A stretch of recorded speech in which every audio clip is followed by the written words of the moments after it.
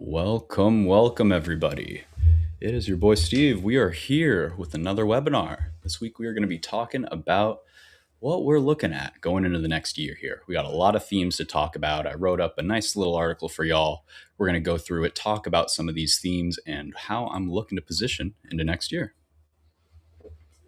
Thanks so much for joining, guys. I know it's just a little bit late here, but I appreciate all y'all. Hey, glass half full. Good to see you in here. Did I have a great new year? Cozy at home? A little bit of both. I cozy at home, and then I went out just to a friend's house. We watched Superbad, held up excellently. Highly recommend. The golden age of Judd Apatow comedies there. So if you're looking for something to rewatch, that one's still cooking. Happy New Year, Nick. Happy New Year, Bacaro. Good to see you guys. And Robert Blind.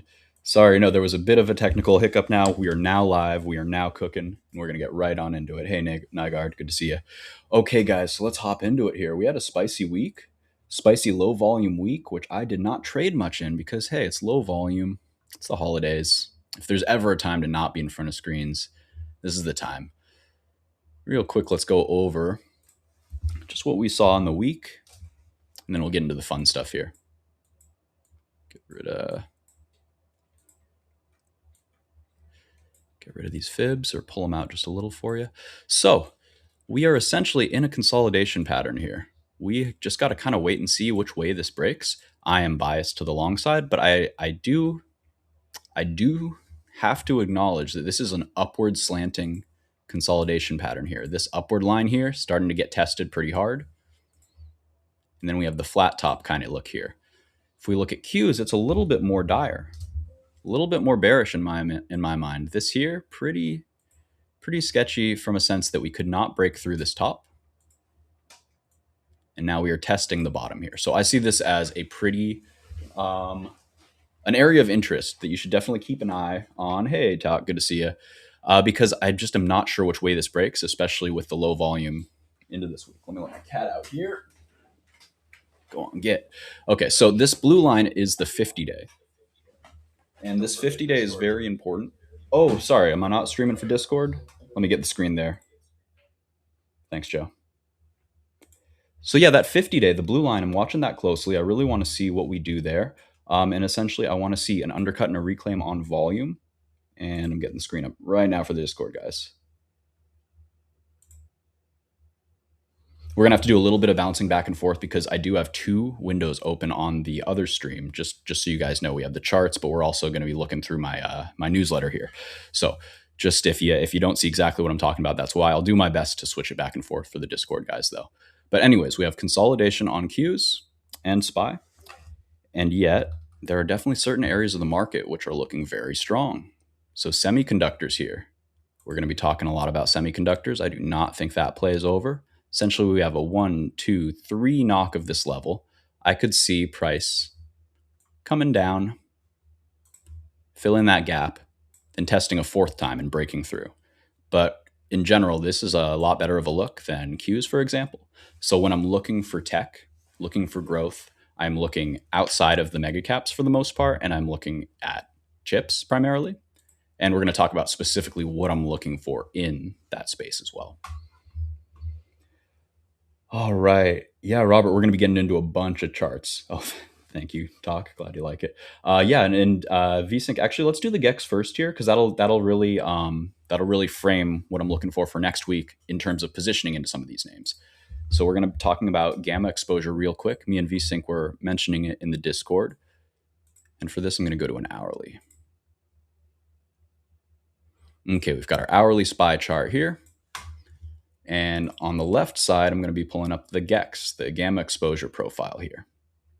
So this is for the next week. So this is for the 5th to the 9th. And what this is showing us here on the left is essentially, it's going to be showing us where the biggest strikes are of bought and sold calls. And we can use this to predict market maker hedging at certain levels. So in general, what we're seeing here is a lot of people are betting on the 693 strike. So this is going to be a big magnet to our upside. And then we have a lot of bets for 680 to the downside here. So that's our first kind of big target on the downside. We have a few ways that this could play out. We could see A nice sweep lower to start the week. We could tag this 680. We could maybe go down to 675. If we get to 680 and we see the gamma growing on the 675 to higher than the 680, then we could anticipate a pretty steep slide down here, potentially down to the 670 handle. That being said, this is still our dominant strike here, up above us at 693. With the way that growth was pushing today, with certain areas of the market like space, like semiconductors, like uranium, that was very interesting. A lot of these risk-on sectors, it doesn't seem to me like we need a big flush out. I'm just not sure I'm just not as high confidence on mega caps, for example, in the indices as I am on some of these individual sectors. So, in terms of the next week or so, I'm kind of anticipating a test of the 680, and if we see strength there, we could get a really nice swing up to the 690 ish this week or next week. But we just got to play it year by year here, because at the end of the day, the big volume hasn't really returned yet. That's going to be coming in next week. So we want to be keeping an eye on which way the wind starts blowing when the big players start getting involved. We could see today's price action being a little bit of a false start, and we get a bigger sweep out, and then big money takes their positions, and then we start the rally. We could see a deeper sweep out, and I'll show you what that might look like on the daily. So we'll draw out our big gamma strikes real quick. There's 680, 675, 670. So when I look at this chart and I add these levels, what I'm kind of seeing is, I think that this 680 is probably not going to be a hard enough bottom to hold us. We tested it once, we got a little bit of a bounce, but I'm not seeing big monetization of the 680 puts. So that kind of leads me to believe that we need to come back down here and clean this up again and retest. And I think it's likely that we undercut it. So I'm going to be watching that 677-ish area. That's the 50-day moving average on SPY. And I think we could undercut that to the 675 handle. Then we'd be looking at a higher low, assuming we do catch there, and a nice runway back up to fill some of the push down that we made and eventually retest and break out of the zone. The biggest bearish scenario would be if we need to kind of form an M structure, which would be losing this mid part, and then likely we would need to flush down, if not to this low, then maybe to form a higher low compared to this structure from the push down on 1121. So that would look like maybe a refilling of the imbalance between these two candles as we bottomed. So that's another area you could look, and that would be 660. So that would be the worst case, in my opinion. I don't see us going down more than that, but it is just on the table if this 50 doesn't hold. Base case is that the 50 holds and we push higher in my book. So, okay, we've got indices down. We've got the GEX profile down a little bit. Really quick, I'm just going to show you what GEX profile is looking like just for Monday.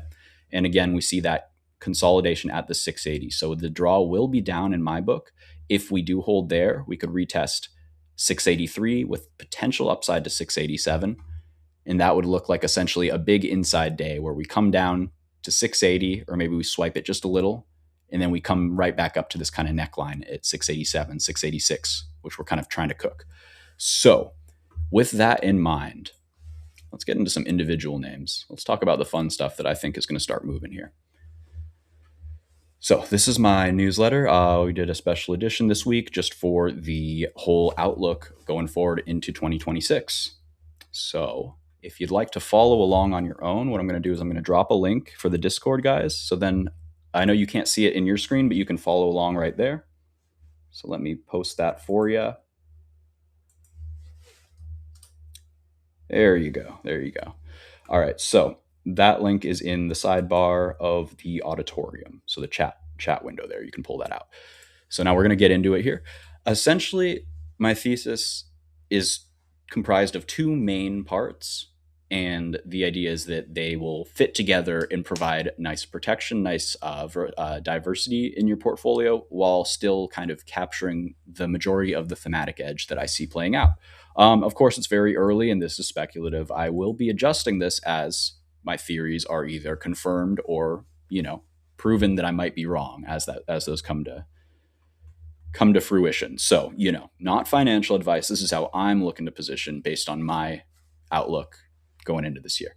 So I won't drag you down too much into the mud and read you every single thing, but we're going to talk about the basic points here. And in general, we're looking at two kind of pillars of this thesis. We do not think the AI cycle is over. I just don't see it being the top of a bubble by any means. You can pull up NVIDIA on the right side here. And to me, I'm seeing constructive basing, a little false start today, but constructive basing over a key area. And if we move this box down, we can see that we were trading in this previous range for quite a while. Yeah, we did overshoot for sure, but like the bottom of the range down, down here, holding very constructively. And we finally flipped this pivot, which was like the first area where we found resistance on the parabolic move up. Sure, we went higher, but this was like a very notable pin. So the fact that we kind of formed a W here, and now we're pushing above it, we can even draw this up to that wick of the W. You can see here, as moving averages catch up, this to me is looking like a rebasing process. And we can compare it to NVIDIA quite a while ago on the monthly, when it needed to rebase in this whole range. So the first point of resistance on the parabolic move up here gets way overshot, but back tested, holds, and it comes up, needs to come back down, and it forms a new base. A little bit of a higher high from this one right here where we initially came down from. So this is how a very strong stock will act when it is in the process of reaccumulation. So stocks are always either in expansion or consolidation, right? They're either consolidating sideways in a range, or they are expanding up out of a range or down out of a range. So once you get expansion, you need to go into consolidation. Just because you're in consolidation after an expansion up does not mean that you need to expand back down. If the theme is still there, if the volume is still there, then you should see a reaccumulation. And I think that that's what, well, I know that's what we saw here. I think that's what we're seeing up here too. I don't see how NVIDIA can't do well. And so they're kind of the ballast, the anchor of my AI department here, of my AI basket. And I'm allocating about 30 to 35% into this basket. And we're going to talk about how I kind of break that down as well once we get into the nitty gritty of the AI trade.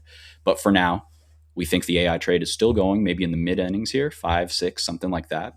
And we're looking for the best places to capitalize within that kind of space. I'm thinking that the best way to is going to be playing the kind of supply chain stuff, the testing of the chips, the infrastructure of building them out. And I like certain bottlenecks that I think are going to be more and more important as we move forward. So areas like photovoltaics, which is basically going to be the speed in which we can transfer all of this data. Specific PCB components, which are very, very niche and very hard to kind of manufacture in terms of there's only a few kind of companies that do these. And so these companies either have to do incredibly well or the whole trade gets bottlenecked and it would significantly slow down growth in some of these other names. So that is a possibility, but it's not my base case, especially when some of these bottleneck plays are acting so strong. So that is the first side of it, right? We have the AI trade still going strong. We still believe in this trade and think that it's got legs. The second is that if we're going to be building out all of this data, all of this energy infrastructure, all of these data centers, all of this capex that's been expended so far, if we're going to see follow through to that, well, we need to build that with real commodities. You know, you can't have all of these data centers being built and not see aluminum and steel and met coal go up as well.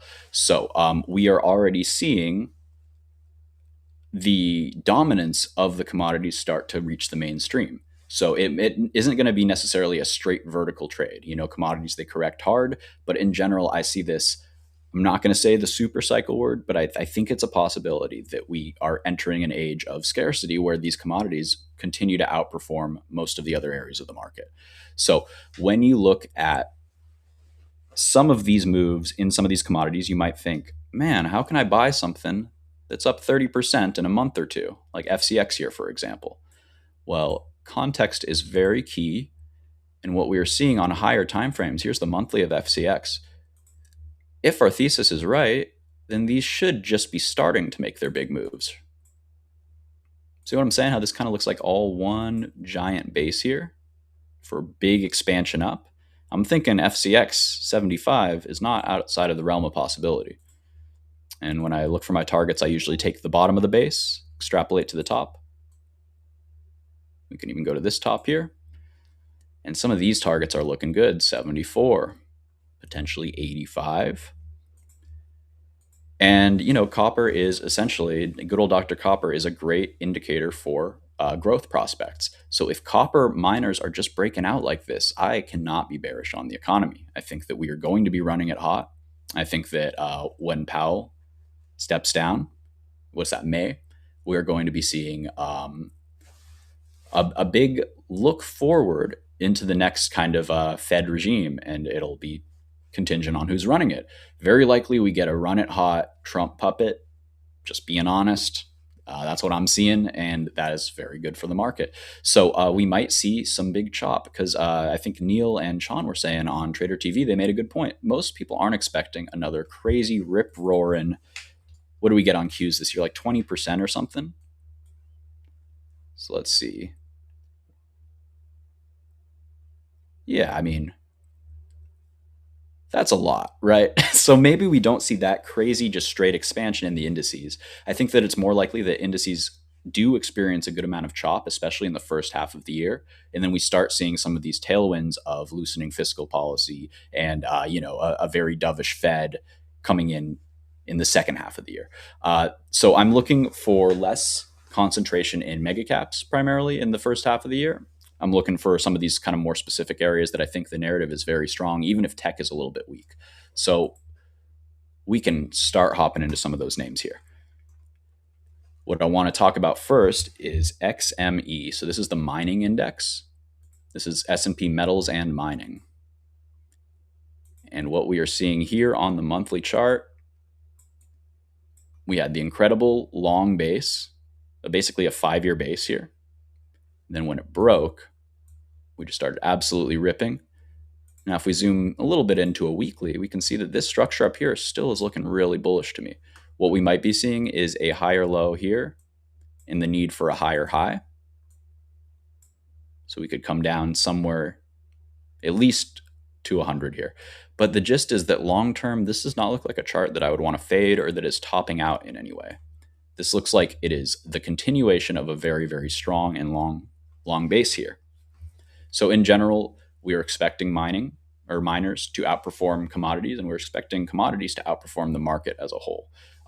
So these guys move very wildly, but there are a few areas where I think it's worth kind of establishing footholds, and then if they do dip, you can build into them. So like I mentioned, FCX is a big play for me, as I have been taking money out of I've been locking in profits on the silver trade, just because it's insane, and nobody went broke selling into a squeeze. So I still have exposure, and I'm keeping the exposure in the small cap miners that I think still have a lot of room.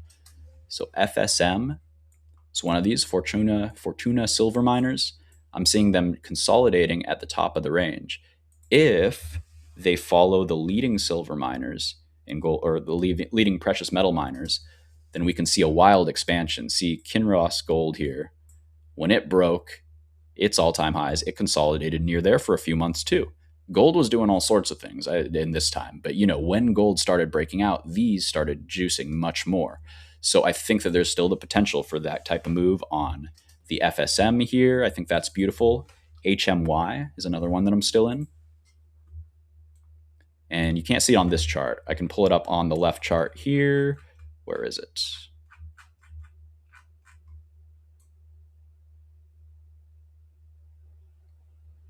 Bear with me one sec. I got a lot of charts here.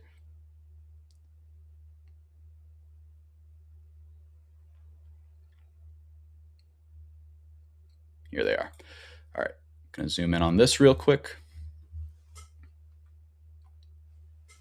Trying to zoom in on it.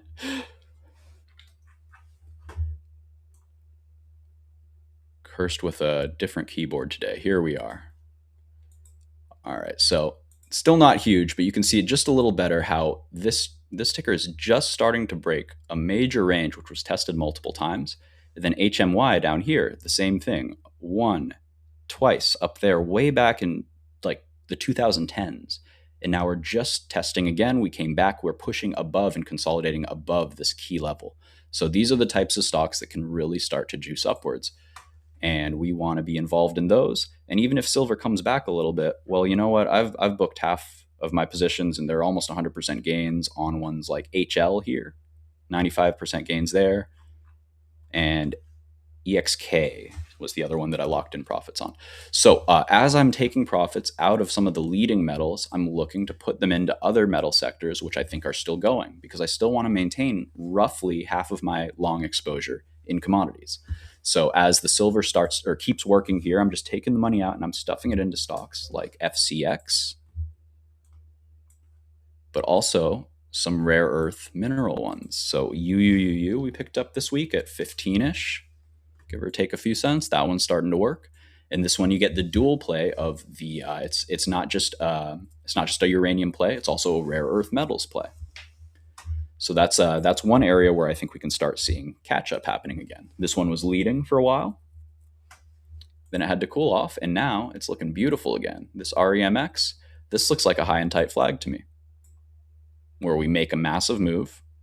High and tight flag needs to make over a 60% move in, I believe it is 4 months, something like that, for it to technically be the setup. So this would count, and then it needs to hold within 20% of its highs. So 81 to 62, that's just about 20%. So that's valid. And then it consolidates for about 4 to 6 weeks. And so this one has actually been consolidating for a little longer than that. Let's see, 3, 4, 5, 6, 7, 8, 9, 10, about 12 weeks. So it's actually more developed and it's holding so well up here. So I think the rare earth trade is just getting going here in terms of the long term. Let's see, Talk asking, do you think 2026 maybe the year PEs realign? Palantir at 390 PE is nuts. This is outside of my wheelhouse, Talk. I don't know how much PEs or forward PEs matter anymore. I feel like it is a metric which is becoming less and less relevant as we encounter, new levels of financialization, and I'm just not sure that it holds the same value as it did, back in Buffett's heyday. So I'm going to stay in my lane and say I'm not sure about that. Palantir is showing some topping signs in my book. I'm not sure. This could be a reaccumulation, just like Nvidia. It looked kind of ugly on Nvidia too before it surged out the top. But to me, I'm kind of seeing like a 3 pushes up and a kind of a scallop top here. So not perfect head and shoulders. This right shoulder's higher, but it's giving me pause when we're closing the week under this 21 week. The last time we did that, we had a big snapback. So if we don't see a big snapback, especially earlier in the week, then I don't know, it might be time to air these guys out just a little bit. You could take this chart and hammer it down to $100 and it could just still go much higher in the future. This chart doesn't get broken for quite a while when it's had such an insane move. So I don't know, Talk. That's an interesting question though. Yeah, my good buddy Blahaj Trader here saying P should never be taken alone. Yeah, I think any one metric, any one metric will get you in hot water. So we're talking about some of these metal miners that I'm liking. Let's talk about a few more here. Palladium, I think this trade still is underway as well. It's just very volatile. It's wild. It's a wild one. So we are in from 130 and we've locked in profits. Got in right here on the back test of this gap. Really happy with this entry. And just went straight parabolic. We trimmed at 150. I trimmed more at 170. Like not quite 170. It was on this day. So probably somewhere like 165, 167. And then now it's coming back to the area of interest. This is the previous swing high, and it's where the moving averages are starting to flatten out. So I don't think this trade is over yet, but it might take a little bit of time to kind of curl out here. So we locked in profits. We don't want to be completely out of it. Same with PPLT. What's platinum? Yeah, PPLT. So this one looking kind of similar, but much stronger on a higher term or higher time frame chart, but basically the same thing. Parabolic move now flagging. I am thinking that the precious metals trade running a little bit hot. Once the kind of air comes out of the silver trade, which I mean, not yet, not yet, but if we can start losing moving averages and these kind of get the air taken out of them, I would expect that money to kind of start to shift over to the rare earths because those are starting to set up really nicely and they've already been consolidating for a couple months. So yeah, SMR up 15% today. All of the growth momentum names were popping. Our space names were popping. So we are talking about, okay, let's not get ahead of myself here. Let me just start working through all of these sectors and we can talk about them as they come up like that. So we kind of frame the narrative here with just how much these precious metals are breaking out. This chart on the left here is gold plus silver over SPY, the ratio chart. And we're seeing that it was a very clean cup and handle that took us from 2012 all the way to 2025 before we started getting the major breakout in precious metals versus SPY. So I won't bore you with a ton of ratio charts, but this is a very common thing. When you throw gold and or silver up against just about anything, it is still in a very strong uptrend or just starting a very strong uptrend, depending on the sector. So I have to think that these are still going to be the go-to for a dollar, a de-dollarization type play, for a geopolitical fracture type play. Any type of stress on on the geopolitical economy should be good for these guys. At least, I mean, sure, anything can come down with it, but in terms of like where you're looking to stuff money to kind of hedge a weakening dollar, I don't see Bitcoin being that play. At least not for a while. Is the price action is so weak, and then especially on the ratio chart, it's just crazy. So that's kind of where my head's at. Tyler mentioning USAR did 20% today. I mean, when the whole basket's doing stuff like this, you gotta pay attention a little bit, right? That's a double bottom, it sure looks like to me, off of a very long-term support zone. So these not necessarily going to be the quickest plays, but that's what I'm talking about here. What I'm looking for going into the next year. I want to buy stuff that I don't have to freak out if it has one red day. I want to buy stuff that I have conviction that month over month this is going to be going up. When I have a chart like this and I'm so sure that we're going to need nothing but more rare earths, the demand in the future is going to be higher than when price was surging up here. This was a crazy over move, crazy overcorrection back, and now we're back into deep value for a sector which I think fundamentally is incredibly bullish. So we are going to be breaking into that, but first let's talk AI. Let's talk AI and how I'm kind of positioning here. Let me catch up on comments just real quick here. Paul M, good to have you in here, brother. Let's see. Paul M has accumulated a lot of shares in GSTRF and PZG long term. I'm not actually familiar with either of those tickers. So Paul, I'm gonna make a little note and put them on my watch list. But unfortunately, I don't have much to infer off of that. So going through this list here, let's kind of take a start here. So NVIDIA is going to be the basis for our AI basket because it is very central to the whole narrative still. This is where I want maybe roughly like 1/5 to 1/8 of my overall exposure in AI to be in. I want a good chunk, but I don't want this to be like the end all be all of the play because I think that there are a lot of more interesting and probably areas that outperform. But this is just kind of like the blue chip, you could say. So NVIDIA, obviously very crucial to the whole ecosystem. A-Lab is becoming a very interesting player in the space for me, and this chart is just screaming to me that something is going to change with this narrative. It's just screaming to me that I'm seeing bearishness by analysts that I don't think are bad. Goldman just put out a bearish piece on this. So I am tempering my thesis. I'm going to be reading in depth about these bear cases and seeing how I think they fit into my overall thesis. But it is just something to consider. I think this chart looks very strong and it looks to be a great fit for one of the kind of bottleneck connectivity plays for AI data centers that I'm looking for. And so to me, this one looks really good. To me, this one looks really good as a complementary play to the NVIDIA. And then we can start working on down to some of the more specific stuff. So I'm very focused on packaging and chip testing. So basically, as there is this increased demand, I think that the kind of obvious plays, like Nvidia and Broadcom, they got the biggest move out of the gates, in the first three innings, let's call it. But I think now we're going to be starting to see some kind of more reward going to these companies that target specific weaknesses or bottlenecks in the supply chain going forward, and specifically those that are just focused on packaging and testing of these chips. So we have Amcor. These guys, they're critical for advanced packaging of like high bandwidth AI chips, and they are absolutely ripping. So these are some of the first names that I entered for this second wave, like middle innings AI play. I mentioned these back in September. We got in Amcor at 22.50.23, somewhere in this consolidation here. And it's just been an absolute beautiful trade. We've completely free rolled it now into 45. So I am still holding a smaller percentage, 3%. This was about a 10% position at its top, started out about a 5%, doubled. So I still want to have some exposure in this guy as well as Teradyne.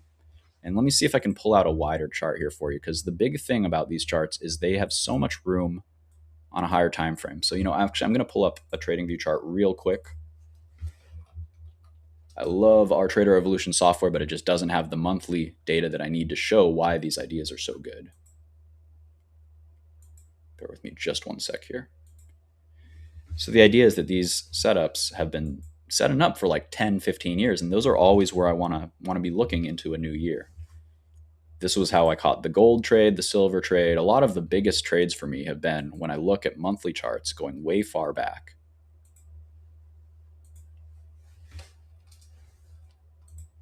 Okay. So this is the Amcor monthly chart. And in general, what I'm seeing is that this is a very long-term base. I'm going to repurpose this line here. And you can see like this is always resistance for decades, a couple decades.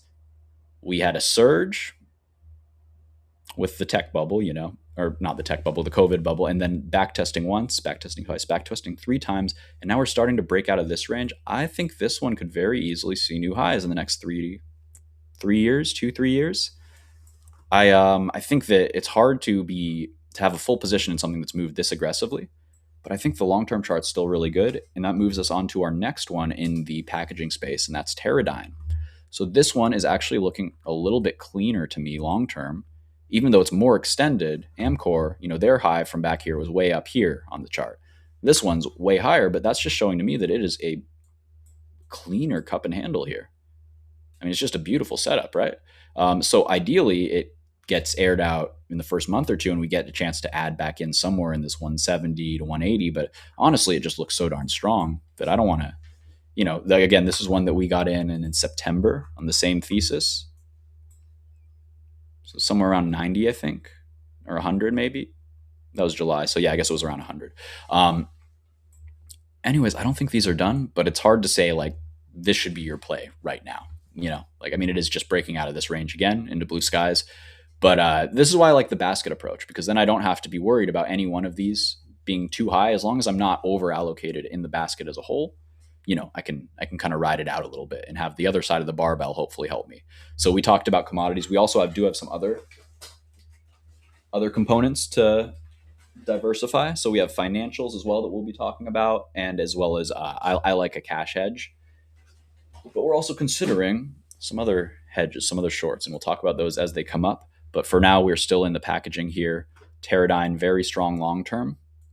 And the last one in this kind of trinity is going to be, what is it? KLIC. I actually didn't include them in my write-up just because we already have Amcor and Teradyne, and those are both such, they're very in very similar spaces. And so Kulik and Sofa here, they are Safa. I don't know how to say it. What I do know is that they also do packaging for chips. They are in a very slightly different space, as I recall. But in general, it's a very similar type of play on essentially a bottleneck in this AI build out. So on the long term chart right here, to me, this looks like a beautiful breakout of a very long-term pattern here. Again, going back to 2021. And I think this one just has so much more room to go. So I wouldn't be in AMKR, Teradyne, and KLIC here probably, or at least, small positions in each. But a position in one of these, I think, is a really good addition to your basket. We're going to pull up the monthly here just as well to see just how nice this looks even longer term. And again, see the common trait in so many setups I'm bringing to you guys. These patterns are from back from 2000, like they're 20-year-old patterns. If these do break, we're looking for cyclical growth that could be incredibly explosive. I'm not saying this will happen, but the measured move of this pattern would be roughly, sorry, let's draw it from the high, would be roughly a double just before it gets to the point where it would potentially reject. And if we hit the measured move, we're talking a triple here, from $50 to 150 over the next maybe year, 2, 3 years. Not saying it will happen, but when you have a pattern like this, it's really worth taking a bet in my mind. So when we compare it to gold, same deal. It's a 15-year-long cup and handle pattern. And if we're able to identify that it is breaking out of this handle, somewhere right around here, then you have very little risk, risking like $20 for a potential massive move. So another one like that, we traded QBTS this year. If you can identify this as a handle, you can get a massive base break move. So that's kind of what I'm looking for overall on some of these charts here. Hey, Lance, good to see you. This one here, we're looking at KLIC. And also, Lance, I dropped it in my Discord as well if you want to follow along, but it's also in the sidebar of the Trade the Pool room there as well. I'll just drop it in the comments here as well if you want to follow along. There you go. All right, so moving on along here, we talked about NVIDIA, ALAB, we got into AMKR. I want to shout out my boy on Twitter, Pennycheck, because he put 2 stocks on my watch list. They're both already doing amazingly. I missed this one. I'm not in this one. I wish I was. But I think that these themes are incredibly strong. So Undefined Mystic on Twitter, Pennycheck, amazing trader, really interesting ideas. He put these on my radar. HMD, Schmid Group. They do niche PCB components specifically for aerospace and drones, I believe. So this will be a great segue into another area of growth that we're looking to get into, and that is going to be the drone space and space. So we'll talk about that in just a sec, but these are essentially targeting the same types of bottlenecks in the supply chain that we imagine are going to need to be addressed. And it's more likely that these companies excel and do excellently than it is that the whole industry kind of gets bottlenecked, I think, by these couple companies. Not my wheelhouse. This is fundamental analysis in a sector that I'm not like an expert in, but this is just by aggregating data from all of these charts. This is my interpretation. So we'll see if this continues to play out or if I learn something. Either way, it's good. So we talked about some of these guys here. These guys are specialty PCBs for AI servers, like we mentioned, advanced substrate type stuff. And now we're going to be moving into one of the biggest areas of interest for me in the AI space, and that is how we're powering all of this. So I think there are a few real standouts in the space that I think are just the blue chips that you just want to be a part of. And we'll talk about those real quick, starting with GEV and TLN. So this is GE Vernova. They are vertically integrated. They handle an absolute ton of stuff in terms of supplying power to data centers. They're one of the tightest charts that I've seen that just doesn't seem to want to go down.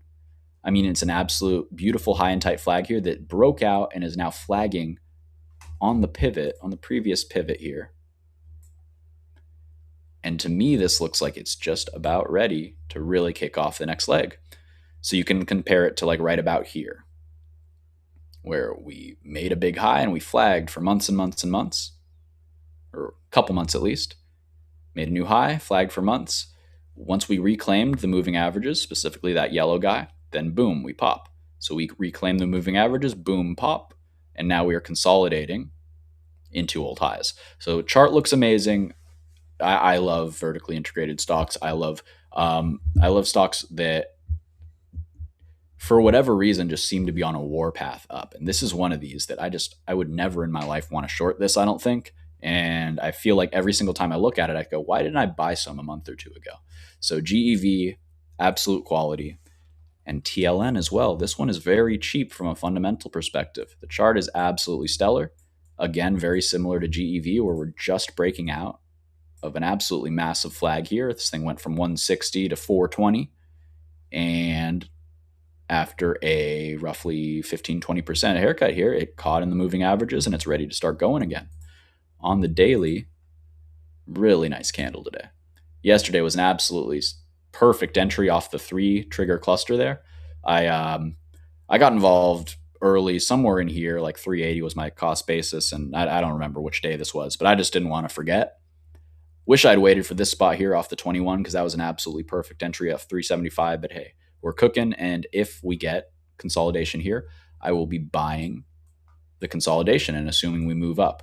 So I would like to get to a 4% allocation in each of these. I'm at about 2% right now. So I'm not fully in anything, just about, most of these things I'm looking to build positions in. Yeah, in talks mentioning that GE split into GE, GEV, GEHC. And the crazy thing is, all of these stocks are insane. Look at GE breaking higher. We have GEHC, their healthcare spinoff for tech. That looks phenomenal too to me. I mean, this looks really stellar. Looks like we had a major range. We smashed through it. Now we're flagging out. So this is where it's like, do you want to fade anything involved with this kind of ecosystem? I sure don't. It seems like they've got their stuff figured out. I don't know. Pretty strong charts, huh? Yeah, boils down to quality control. Okay, absolutely. So blue chips is what we're talking about here. Things that, as long as AI isn't a bubble that's topping, these will excel. That's kind of how I'm looking at it. We're basically trying to capture grid modernization. This is something that we've been putting off as a country for, hell, decades. It's really a travesty, and it's very indicative of where we are in society, that the only thing that's going to improve that or get that ball rolling is massive capex from megacorps and this flight towards automation and reducing labor costs even more. So you can hedge against that impact on your day-to-day life by investing in these companies that'll excel if this narrative does continue to play out. So FLNC is another interesting play. This one had a monster day today, and I think this one potentially is starting to catch as well. So, well, I guess it's definitely catching now, right? What an insane bounce there. And if we pull back to the monthly, we'll see that we are essentially looking very similar to that KLIC chart. See how the whole price history kind of looks like one big basing structure? We can draw a downtrend line like this, and we see we are consolidating at the breakout. Once we get this move, it should be a relatively quick shot to retest this area of interest. And once we break all-time highs, we should be looking for a measured move. Oops. From the high to the low. We are talking about the potential for, in a year or two, this being a $60, $70 stock. And these guys, so they do battery storage. So, the other guys, they make the energy. These guys, they store the energy. And that's basically, they act as a shock absorber for a grid that will be strained by massive AI load. So the more importance you place on this chain, and the more we kind of rush to patch it together in a way that's adequate to these, incredible energy draws, the more essential backups will be. So FLNC, very interesting in that space. BE is another one. BE got big flow today, and they had an absolutely killer day. What am I doing? BEAG. I don't know what that is. Bold Eagle acquisition. No, we want this one. There we go. BE.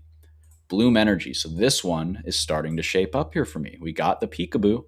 Peekaboo over the downtrend line, the doom loop line, as Stock Patterns Tim would call it. I like this look, and also look where we caught. So if you are a ICT guy, here is your weekly order block. See, price went up, price came down, and reclaimed before pushing up. We draw this zone outwards. What do we see? One test, very, very well supported. Second test, it took a little bit more juice, but it did not break the low. Now we're reclaiming all our moving averages. This is a really nice setup for me. And this is what I would consider a reaccumulation pattern. So we had the parabolic move, and now we're starting to tighten up again. I don't think that this is enough to break this. See what I'm saying? If we pull a fib on here, this is a very healthy retracement right to the 50%.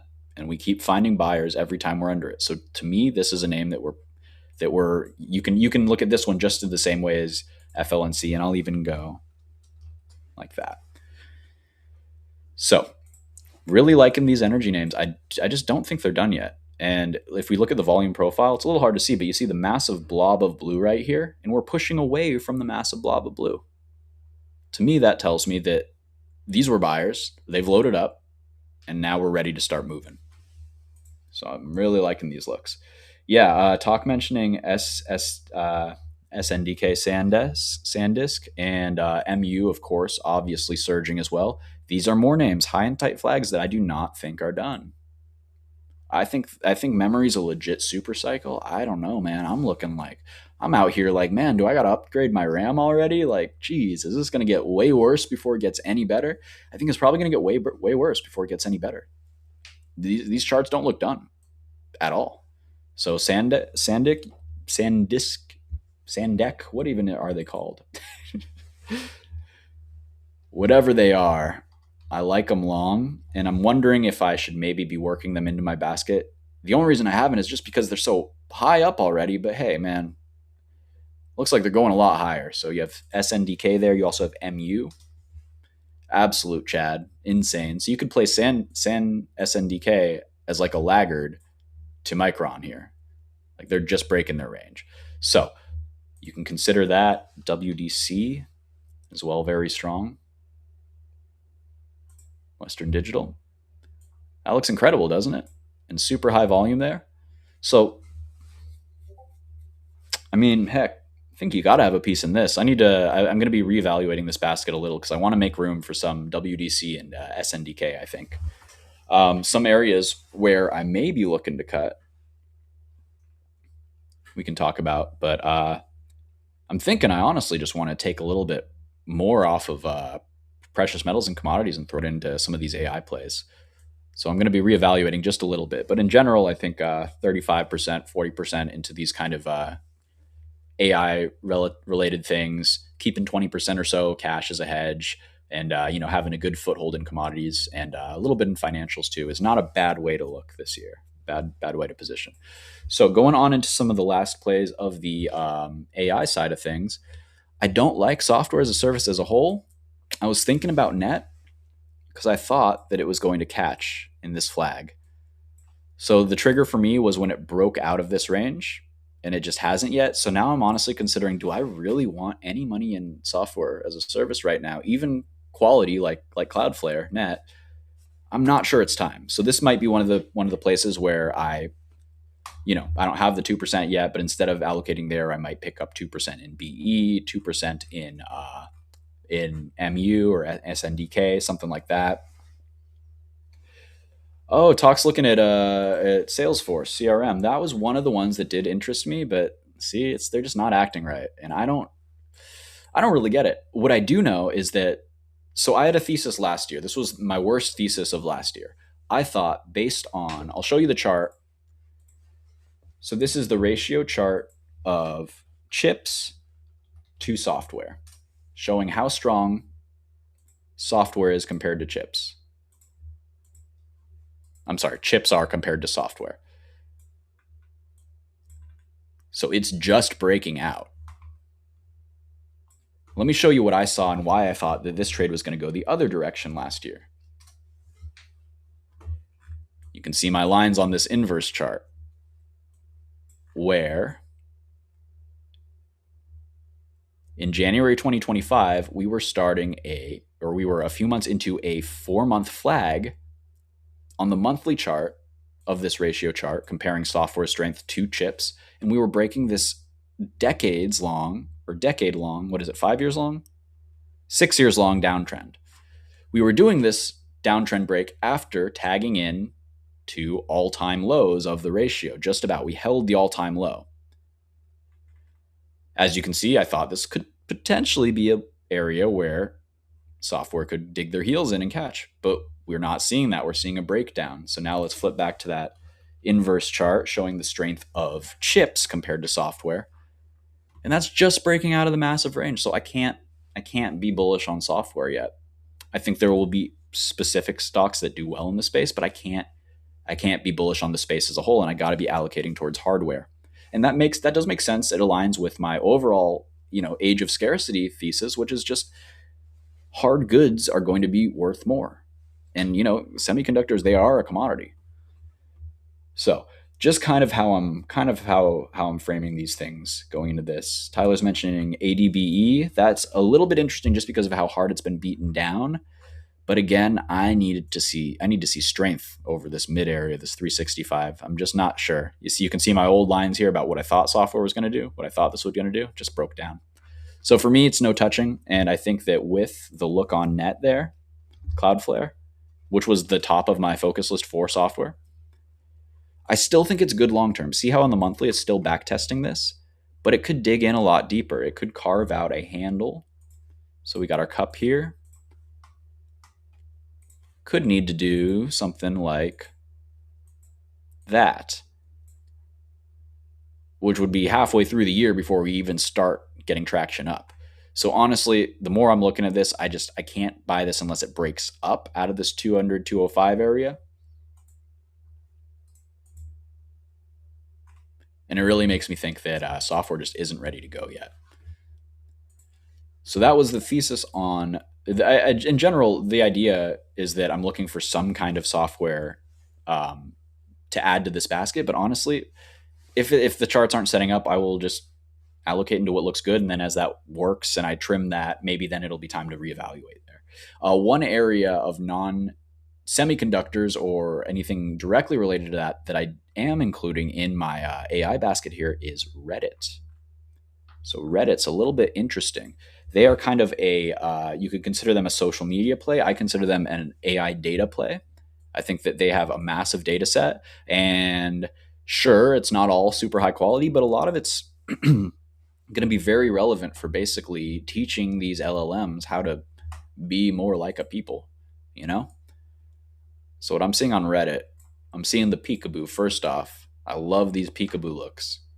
We're just peeking over this downtrend line, showing us that this is a very rudimentary way to detect trend, to be fair, but it is a way. We have a line. We broke the line. First time we've broken the line since all-time highs. Oh, don't you worry. I'm going to be talking about ONDS. That was my only trade today in terms of active trading, and my options yeeted. So we'll be talking about it. Don't worry. It's just getting started too in my book.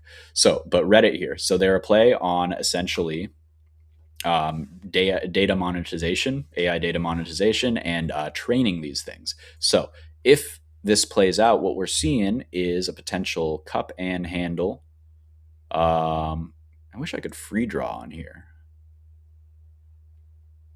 But anyways, there's your neckline. You can see the cup there. You can see the handle here. You can see the cook in there. And you can see these flattening moving averages here. I love this look. This is on the daily. We can zoom back just a little to a weekly as well. And it's just looking prettier to me. You could consider this a ascending triangle base. Something roughly like that. And it's essentially the whole price action is, this is the neckline. Could draw it out like that. Once it can start finding traction over here, it should look into expansion mode. And again, I'm always looking for these measured moves. We're talking 320. We're talking 375. If we draw it out off of this, talking something like 340, 400. So I see a lot of potential in this name. I think that people kind of forgot about it. And that's kind of what I love to see into the end of the year here, especially with a big, strong stick like that. So I like a little bit of exposure. This one is like one third of the size of some of these higher conviction ones, like GEV and TLN. I want 8% of my port in those guys. I want like 4, 5% in NVIDIA, ALAB, AMKR, a little less in the FLNC or BE just because they're risky. They move a lot more. They're highly volatile. And then just a little bit in Reddit, just like 1%. ALMU, another really interesting one that was put on my radar by Undefined Mystic, Penny Check. It's just looking so good. It's just looking so good to me. ALMU, these guys are going to be doing, these are photonics. And essentially, they are going to be solving like future AI bottlenecks. And this is breakthrough technology. This is a new stock. This is very speculative, but man, is it looking very strong to me for this being its whole history of price action here. And essentially, is this all? We missing a little bit? There we go. So, looking even more bullish now, right? Essentially, I think this whole price action is a high and tight flag, taking it from $5 to 26. I guess it's pulled back too much to be a textbook high and tight flag, but what I will say is that to me, this looks like a potential Elliott wave setup. 1, 2, 3. Did I double? Whoops. What am I doing here, guys? Now, this is modern art. Something like this is definitely possible in my book. So this is reminding me of the setup of ALAB a lot. Not really similar spaces, vaguely adjacent, I guess. But I just see a 4-week flag here over these flattening moving averages after their whole price history is just a big flag. And then you add in the narrative of, well, hey, if we're looking for areas that are going to be bottlenecked by AI and we're looking for things that aren't like the NVIDIAs that actually can like double their market cap in the next couple, 6 months, year, something like that. This gets bumped very high up on the list. SHMD was the other one, and that one I kind of missed. So I'm looking to probably allocate what I would have into SHMD into this guy until there's a pullback that I can buy on the SHMD. So really liking that one. So that's my biggest basket, right? That's AI. That's my biggest conviction play that I don't think we're done. Don't think we're done. Not my only thesis for this year, but I just cannot believe that that this ends like this. And with the caveat that, so I'm getting more and more interested in AI as a personal productivity tool. So I'll just give you a few of my predictions for the AI space. And of course, I'm a tourist here too, but I'm learning more every week. I think that there's a massive potential for AI agents that's going to be starting to be unlocked by the average person. And what an AI agent is it's essentially, it's kind of like an evolution of an automated workflow where you can essentially build essentially a little mini employee for you, a little servitor, which can say, okay, I'm going to build this thing that has access to my email and my calendar and I don't know, research node so it can pull things from Wikipedia or whatever. And then I can basically create a personal assistant. And I think that that's going to be kind of on the one of the things that you start hearing about the average, the average office worker start to integrate and harness. This is just to say that I think that there is a lot of potential for individual use cases for AI that maybe won't translate one-to-one to the capex that megacorps are pumping into these plays. So all of this just to say that it's a really cool time to be a creative person who has bad productivity but wants to build a lot of stuff. So so I'm kind of I mean, I just narratively, I'm pretty hooked on the AI stuff. I don't think that it's going to, usher in a utopia overnight or anything like that. But there's so much potential that feels unharnessed here on an individual level, and so of course I got to be, this is my Peter Lynch thing here. I'm able to double my workflow since like a year ago, just scratching the surface of this stuff. So I gotta figure that I should be invested in it too. Going on to the precious metals, this is definitely, it was my highest conviction play. It still is, but they've doubled. So what can you do? You take some profit and you hold. That's my plan. If you have no position in these, that's really tough. Really tough to say. Time to buy. I would say I would treat precious metals, and this might sound like heresy. I would treat them like SPY in a sense that I have very high conviction they're going higher. I have very high conviction in the fundamentals in the same way that SPY is consistent of 500 companies that do nothing but go up over time. I believe gold is inherently limited and inherently more going to be more sought after in the next 5 to 10 years. That's all to say, I'd DCA into it if I had none. I have some, so I'm going to hold it and I'm going to wait for a really good dip. I think we do get one nice dip after this parabolic silver move, and then we can get in when everybody's so sure that they're done for a decade. I I will tell you, I do not think they're done for a decade. So, how I like to play these, again, I like leverage. I like small, relatively small, 1 to 3% positions in the best looking minor charts. So FSM for silver, HMY for gold. I'm diversifying a little bit by picking up some, where is it? ELE. So I need to look into this one a little bit more, but my understanding is that they are a royalties company. So they're less subjected to, they're less at the whim of the underlying price, but they still provide obviously exposure to the space. So it's a very interesting chart to me just because it's brand new essentially. And so I'm watching it here in this 21 for a potential ad. I got in just right about here. I'm break even on this. And this is just, because I want space, I want exposure in gold and silver, but I acknowledge the insane move that they've had. So palladium, another very similar play thematically. Like I said, I think it's going higher. We already locked in profit, so we're just holding. If you're looking to get into a position, I would just recommend looking at this long-term chart. We'll pull up the monthly and think, if you believe in this, this is not a reason you know, to balk at starting a position somewhere. Like, we're still very low in the overall range. We have yet to test the 50% mark of the range. If I add some more levels to this, let's go default there, and we'll flip it around because I want to see where the golden pocket is. So see, we held the 7-8. We tested the 6-2. I like this one. Seems like it has so much more room to me. And the most bullish thing is, look at this accumulation volume down here. Just absolutely massive, massive buyers here. Just massive. I don't think these buyers are going to be selling right here.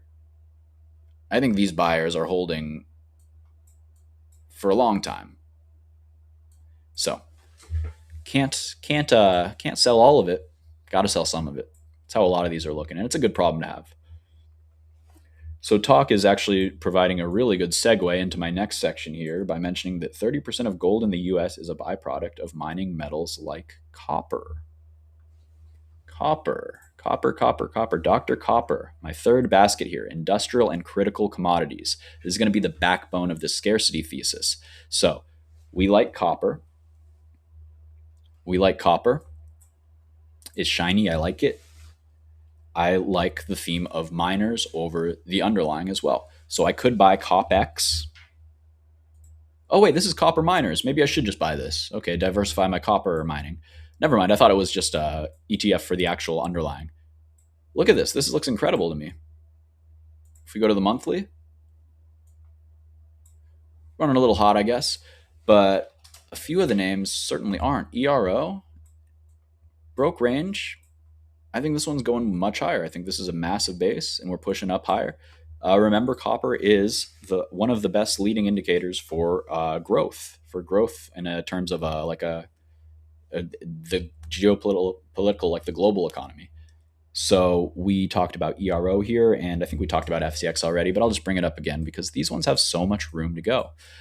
You get this extra torque from mining as we get, future projected rate cuts, as we get future projected commodity prices going up. It's this dual tailwind for these miners, and you can get absolutely insane moves on them. We already have from last year, which is when I was pounding the table on these NEMs, Newmont Gold, for example.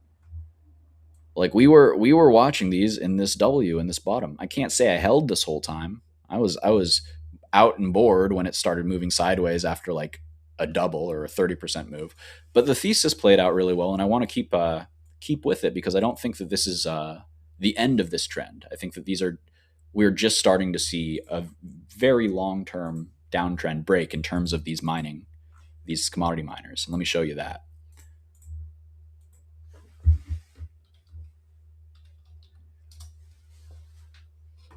So this is XME over SPY. This shows the performance of mining companies versus SPY. Just gonna not say anything for a second. Let this kind of sink in.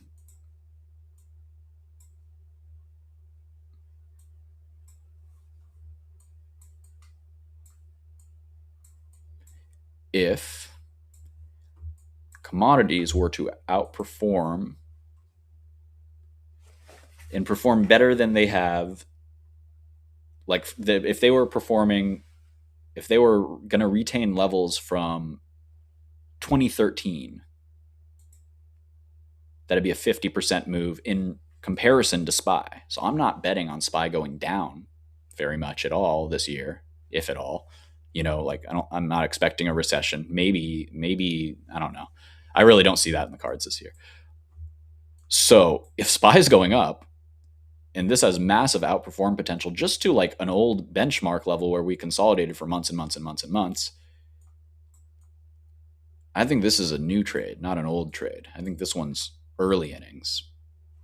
Sure doesn't seem like it when you're up 40% in a couple months and 200% on the year, but when you realize most of these mining stocks, they got obliterated. This one's the quality one, I guess. So we can look at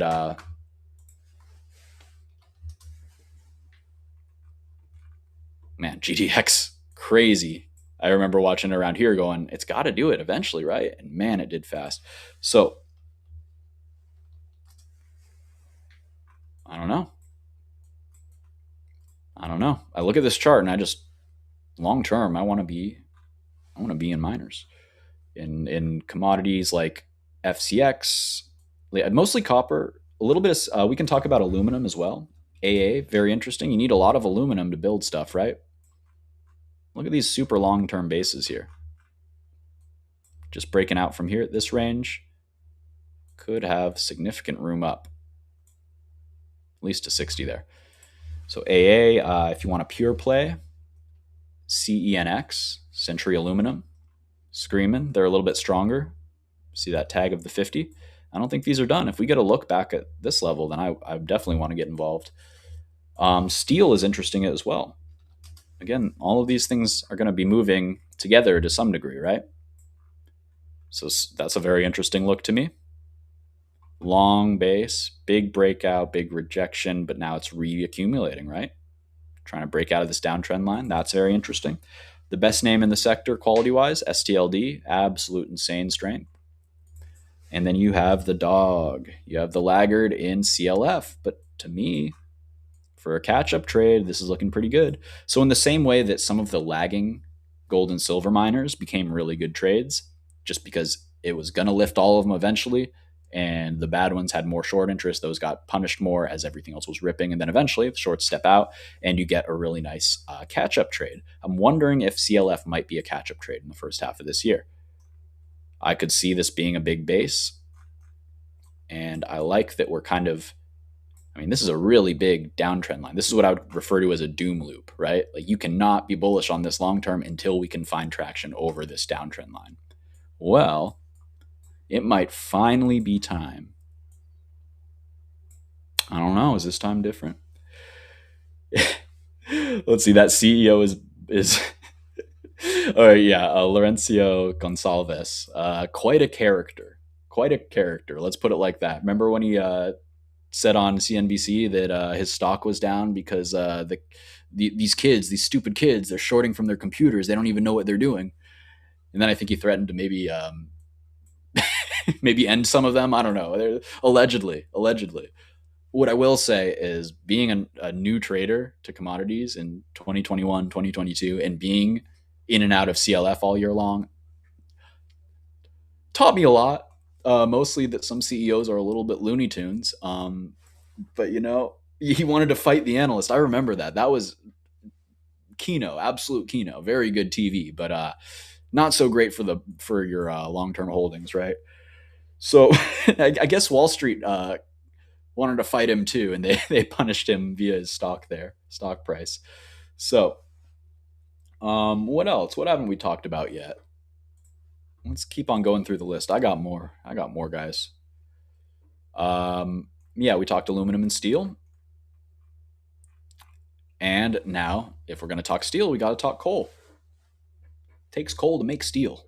And when I look at the coal charts, I'm looking for met coal, metallurgical coal, the coal that we need to mine or to forge the steel. And what I'm seeing is Peabody Energy is a darn good chart.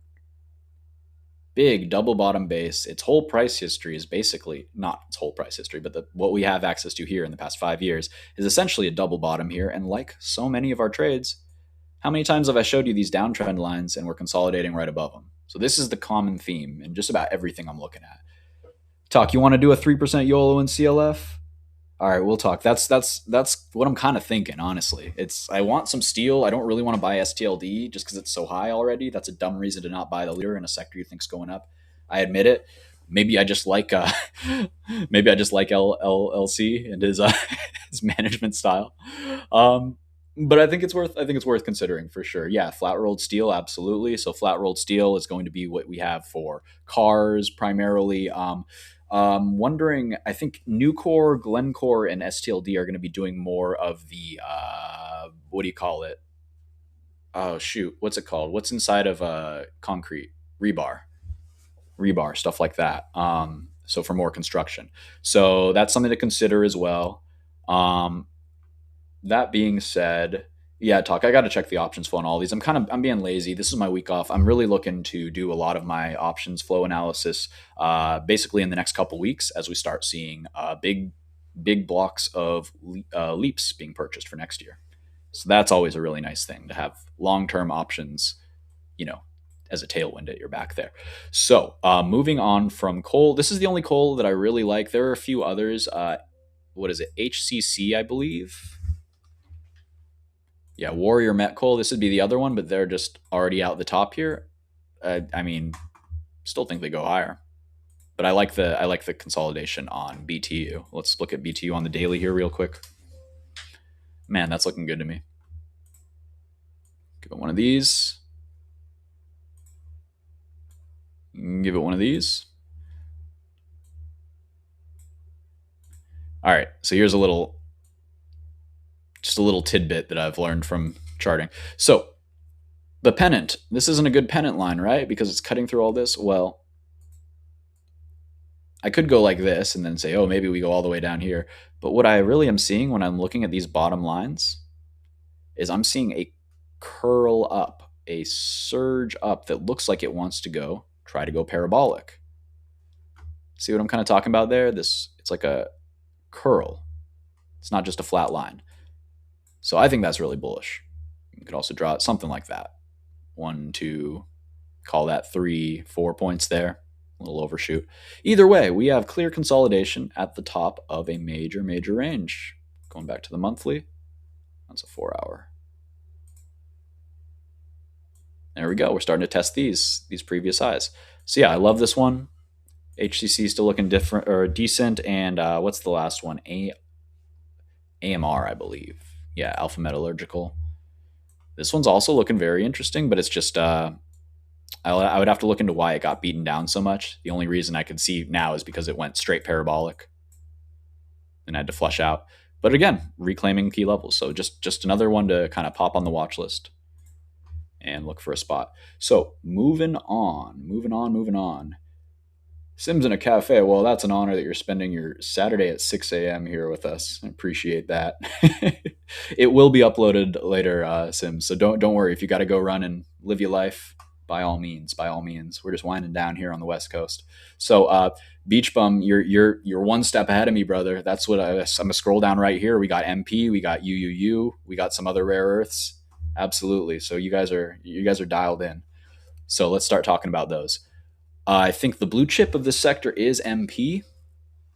I think MP is high quality. They have a lot of big contracts. They're also given a look that I like on most of my long term stocks that I pick up. Right. So we have this big neckline. We'll just be very, very great, or what do you call it? We'll give it a lot of room here, just for this experiment. But essentially, what we're seeing is this is the zone where sellers initially stepped in and drove it to the depths of hell, down 80%, 90%. Then we have the massive change in news, the massive change in narrative, the massive volume coming in. We smash the range. We smash it even more, all the way up to psychological level of 100. By the way, guys, that's where we sold. No big deal. Anyways, we're back to support. Time to get in? I think it's time to get back in pretty soon. At least time to start a position. So, um, HII. It's the shipbuilder, I believe. So, MP here. Did we get this tag? Let me look at my other chart here because there was a level I was waiting for and I might have missed my entry. Being sleepy this week. Glass half full. Let me double check on that. There was an issue with Glass half full is asking about the second gamma exposure video. It is recorded. If it hasn't been uploaded, I will double check with Joe. But it's his birthday today, so I'm going to let him have the weekend. And he's so good to us anyway. I will double check with him next week, though, and we'll get that up for you if it's not already up. Don't worry, it is recorded. Um, and I'm glad that people are showing an interest in those because I think it's some of my better work. I don't know. I think it's very useful. So definitely check those out if you haven't yet. Part one's up on our YouTube channel, and part two will be very shortly if it's not already. We will be doing a part three in a couple weeks as well, but I wanted to get you these new picks fresh off the presses here. So sorry, I lost my train of thought a little bit. So what we were looking for is MP to tag. Oh, there it is. So I mentioned this in my server. I forgot to take a position. Look at that. Just tagged under 50, just tagged into the 200 day. Uranium, if you're in the crowd there, my good buddy Uranium, we love watching for these and we call them crime taps. Gotta love a good crime tap. When you have a stock that's going higher, but it just runs away, where is it going to drift to? It's going to drift right back to the 200 and boom, that's where you're going to find buyers so often at the time. The other bit of confluence is this red line we have here is the 50% of the range from the major low to the major high. So that is a real nice area of confluence on a real high quality stock. I should be in this one and I should be up 10% in one day. That being said, I still want to get involved. I still like it. So I don't have exposure in this one. What I do have exposure in from earlier this week, which is doing even better. So this is all, I'll cry myself to sleep on my pile of UUUU that I got in under 15 here. So this one, again, just love the look. I think that this is all going to be basing, curling, and going higher. If we look at a weekly, let's look at the monthly. All right, guys, thought experiment. Anybody who thinks this chart looks sketchy, would you still think it looked sketchy if, can I remove this candle?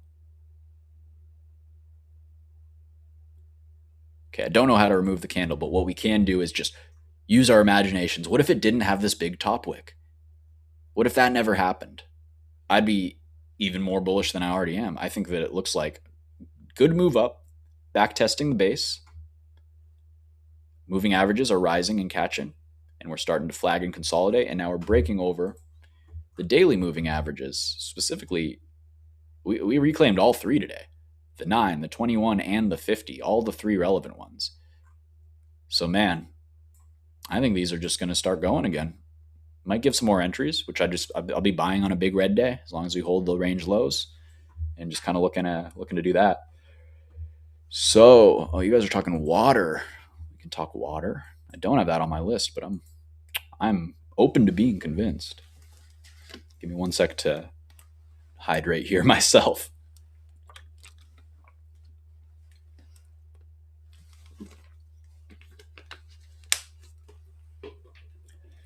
Yeah, Josh, this is a great just philosophy for investing in general. It's like, hey, this is something I use regularly. I keep paying them. Hey, this is why I'm so big into Amazon, or not right now, but like I'm so big into like owning Amazon, owning Google. It's like, when are we not going to use those? You know, the old Peter Lynch there. Let's see, Josh just owns new core out of the steels. That's probably the best. That or STLD. Those are the two qualities. Everything else is a gamble. Okie doke. What else we got? What else we got? We talked MP. Talk some UUUU. TMC is interesting to me. So TMC definitely riskier. I just think it still is kind of a pretty chart. I just think it still is doing the right thing in terms of holding the structure. We're going to pop over here just to see the full price history. This one's wild. Don't get me wrong. But it's getting less wild. Look at that. It's tightening up pretty admirably here, especially in the past month. I see this as we're at the bottom of a big flag on the month or on the weekly here. I think it's a pretty darn good chance that we rip up back up to 8 in the next couple weeks. And even that, it's a 20% move. So I'm really liking TMC here.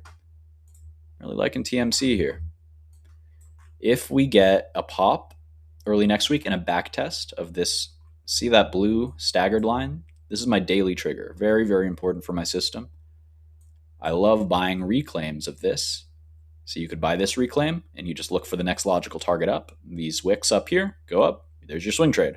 So we buy a reclaim here. What's the next logical target? Well, we have two relative equal highs right here. There's your swing trade. Then you hold a runner just in case it's ready to do the big thing and come way up here. So I really love these kinds of setups here. One more additional area of confluence. This staggered line here, the darker one, this is my weekly trigger. So we are pinching between the two. And every time we reclaim a weekly trigger, it's an even higher probability setup. See, I mean, this was not a true reclaim, but when we actually got the reclaim, big power gap up. Where do we go to? Well, the previous level of interest. These two pops high. This is where we kind of lost our moving averages. So easy, straightforward trade right there.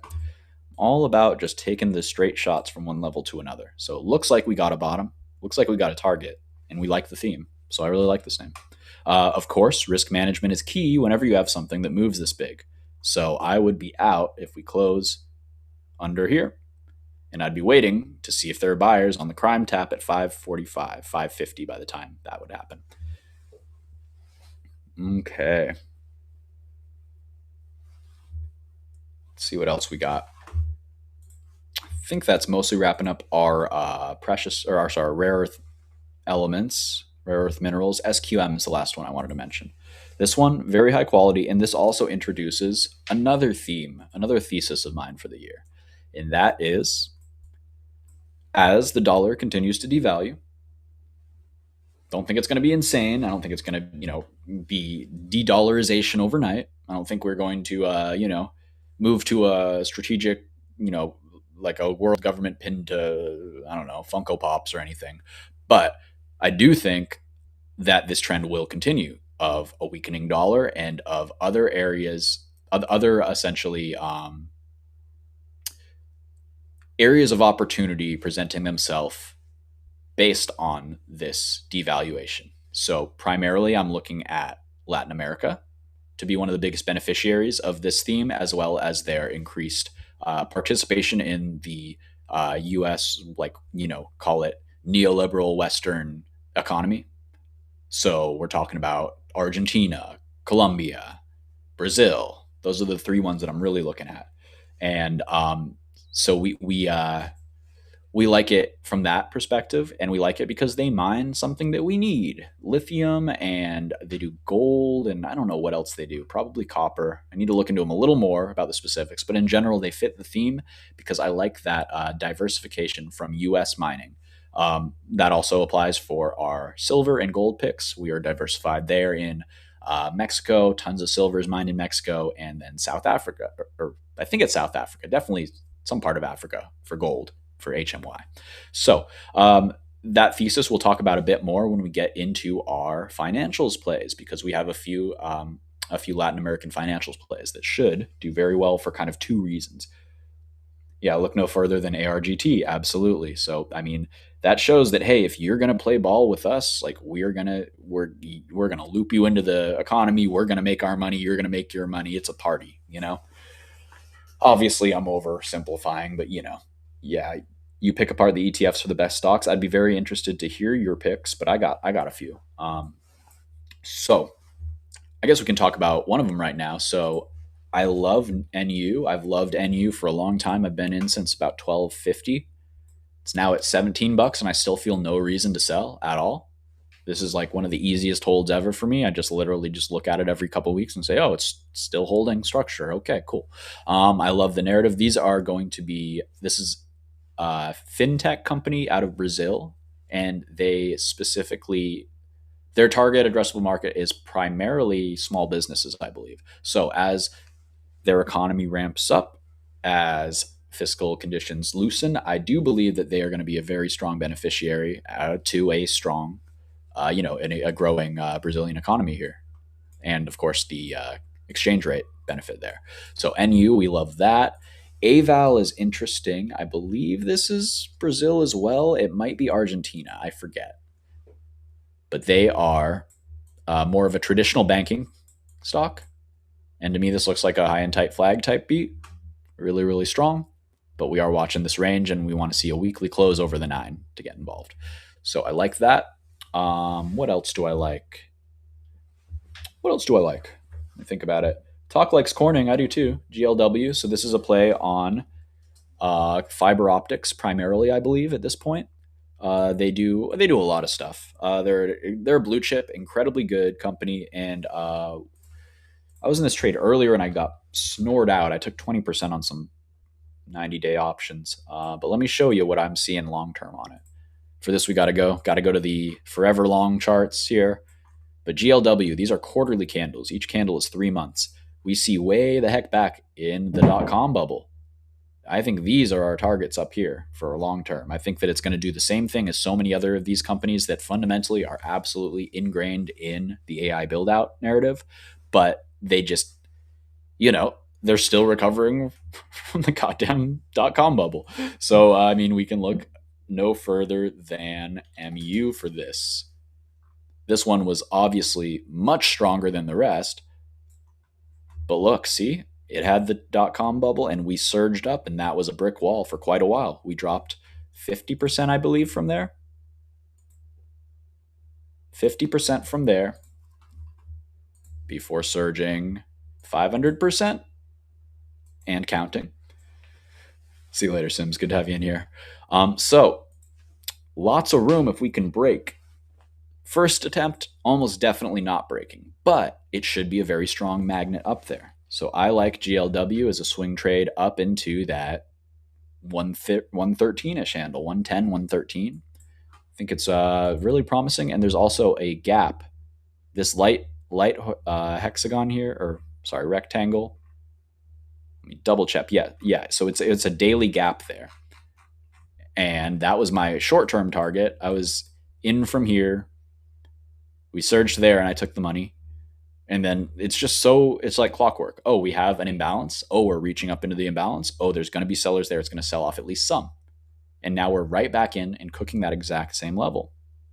So whenever you have a gap that gets filled and then you drop down a little bit and then it comes back and it's cooking that gap again, to me, that's telling me that we want to go higher. I can also look at my oscillator up here on the top, and we came back just to kissing overbought, and now we're crossing over bullish again. That's so nice. And that's on the weekly too, not even the daily. The daily is going to be pushing. Oh, okay. Well, daily has even more room. Or if If we are going to push up, this will curl under nicely and we'll get a double bottom on this oscillator. Then we have nice room up into overbought there. So yeah, I like GLW a lot. We can talk about some other fiber optics plays real quickly. I'm not in any of these. I missed them. I missed CIEN, missed AAOI after stalking it for months. That one smarts. And again, if I had just waited for my trigger system, there's the monthly trigger. That would have been pretty clean, huh? Or I could have waited until the daily trigger reclaimed here. That was another buy signal, easy money. And another buy off the daily trigger there. So the system works. I just got to play it.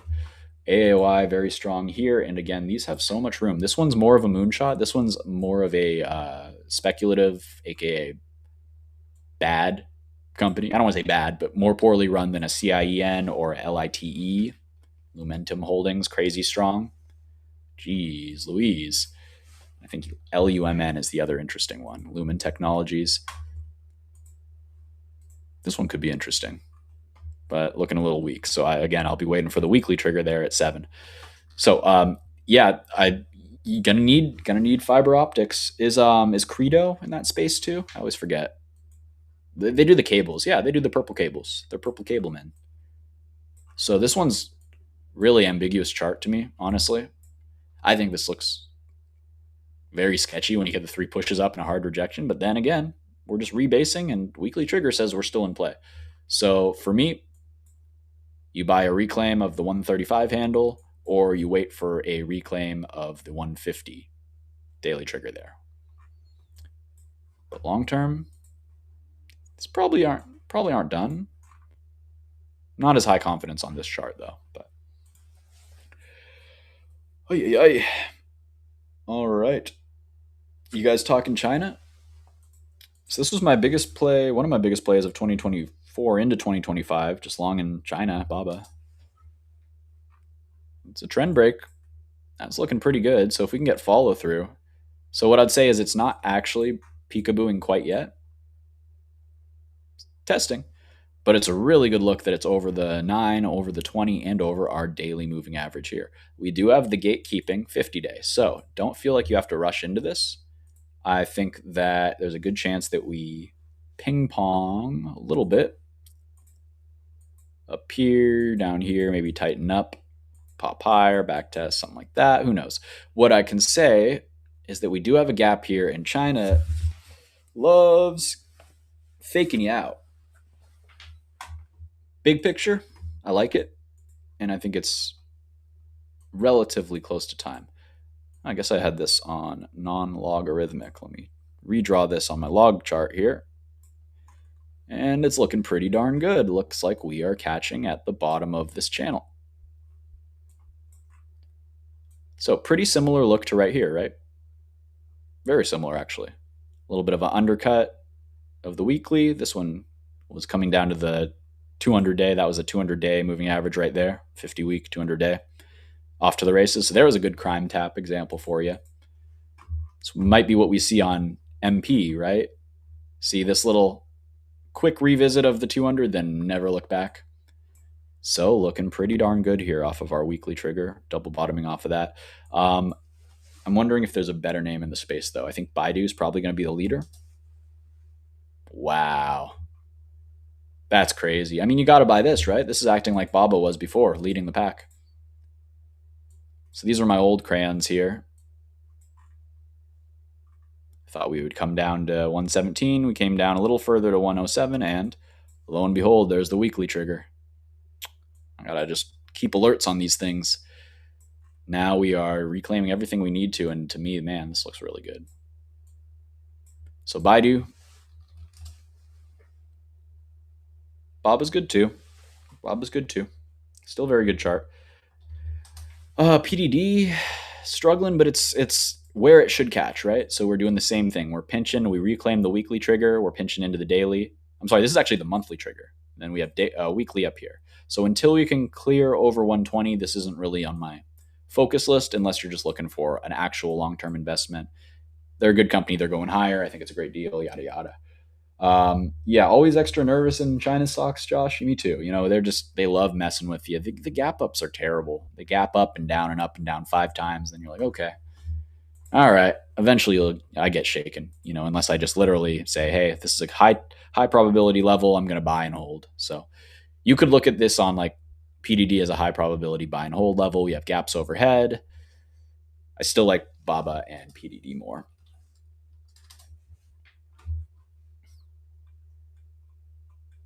I'll throw one more on your watch list for Chinese names too. VNet. That's pretty. VNet looking good.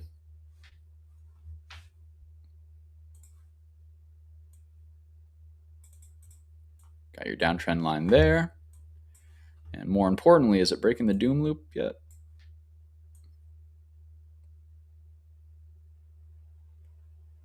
Not yet, but that's a good target. So this is testing the 50. Could easily pop up to 1050 or so.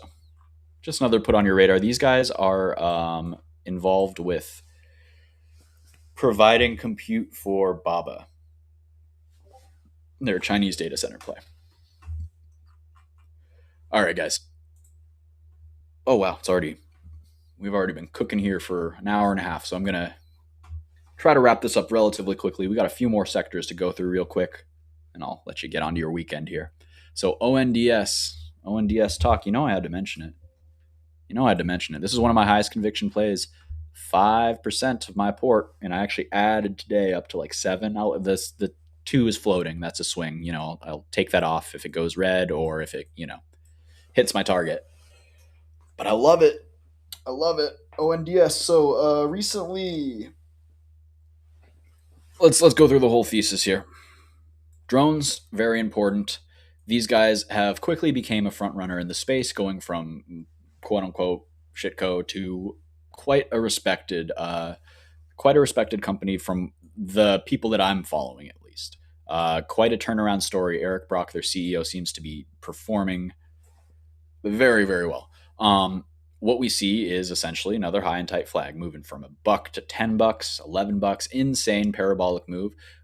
Through this whole process, we saw institutional investment climb as high as 12%. Nothing. Then it dropped 50%. Oh, who could have imagined, right? Well, 50% retest of this move. And as it hit 5 to 6 in this zone right there, we saw institutional investment climb from that 10% or so to, I believe, 55 to 60. I got to double check on that. But I know it's an absolute big increase. We are seeing this upwards consolidation. I think it's upwards consolidation. Very, very strong price action where you see the size of the green compared to the red. Every big bar is green through this whole process from 6 all the way up to 10, $11 now, guys. We're at $11. We've doubled, and all we've seen are accumulation buys. I think this one is going crazy. I love the narrative. Recently, FIFA announced they're spending 160 million to secure their skies, and I do not think that this is going to be the first headline we hear this year about sky security. And who are you going to look to? ONDS is one of the lead names in that space. You can also look at UMAC, Unusual Machines, another very pretty, very strong chart. I like this one a lot too. You could diversify from ONDS into UMAC. I really don't like any of the other ones nearly as much. Joby, potentially, but they're going to be, I believe, more focused on like consumer, like taxi stuff, which I'm still very bullish on. Don't get me wrong, but ONDS has the more exposure to defense, I do believe. Anyways, also very pretty chart here. I really do like drones going into next year. Archer is kind of, what is it, ACHR? This is one of the laggards, but still, it does look like it's relatively holding relatively constructively at the bottom of its big range. So we like ONDS. I also like UMAC. AVAV is going to be your blue chip, probably your biggest name that's got kind of beaten down again. Back to support. I like it, but I don't like it as much as the others. Hey, Tyler, you too, brother. Thanks for tuning in. Appreciate you. All right, home stretch here, guys. Home stretch.